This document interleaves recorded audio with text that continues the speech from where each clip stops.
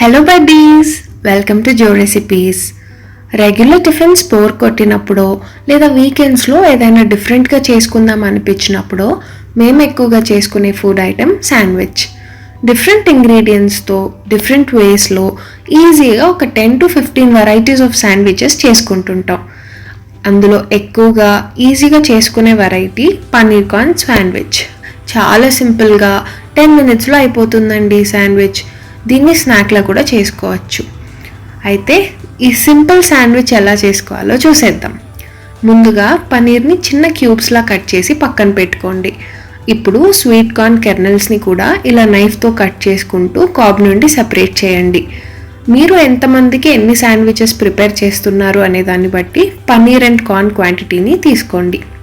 నేనైతే ఇక్కడ 4 శాండ్విచెస్కి సరిపడా పన్నీర్ అండ్ కార్న్ తీసుకుంటున్నాను. ఇప్పుడు ఒక బౌల్లోకి కట్ చేసుకున్న పన్నీర్, స్వీట్ కార్న్, 2 స్పూన్స్ పెరుగు, 1 స్పూన్ టొమాటో కెచప్, కొద్దిగా ఉప్పు వేసి బాగా మిక్స్ చేయండి. తర్వాత పిజ్జా సీజనింగ్ లేదా ఆరిగానో వేయండి. ఇది మీ దగ్గర లేకపోతే స్కిప్ చేయండి. తర్వాత కొంచెం చాట్ మసాలా కూడా వేసి బాగా మిక్స్ చేయండి. చివర్లో చిల్లీ ఫ్లేక్స్ కూడా యాడ్ చేయండి. నా దగ్గర చిల్లీ ఫ్లేక్స్ లేవు కాబట్టి నేను చిల్లీ పౌడర్ వేస్తున్నాను. అన్నీ వేసాక బాగా మిక్స్ చేసి పక్కన పెట్టుకోండి. ఇప్పుడు బ్రెడ్ స్లైసెస్ తీసుకుని ఒక స్లైస్ మీద గ్రీన్ చట్నీ లేదా చిల్లీ సాస్ అప్లై చేసుకోండి. ఇది కూడా ఆప్షనల్. ఇష్టం లేని వాళ్ళు దీన్ని స్కిప్ చేయొచ్చు. డైరెక్ట్గా బ్రెడ్ మీదే మనం రెడీ చేసుకున్న పన్నీర్ కార్న్ మిక్స్చర్ని స్ప్రెడ్ చేసేసుకోవచ్చు.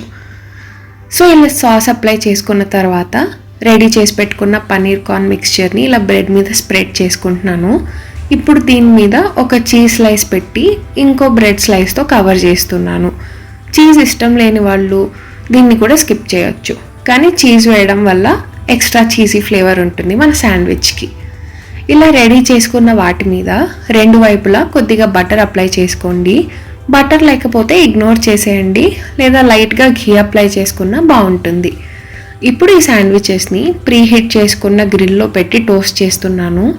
మీరు ప్యాన్ మీద కూడా నెయ్యి వేసి 2 వైపులా టోస్ట్ చేసుకోవచ్చు. అంతే అండి, tasty paneer corn sandwich ready. ఇలాంటి మరిన్ని శాండ్విచ్ రెసిపీస్ని మీతో షేర్ చేస్తుంటాను.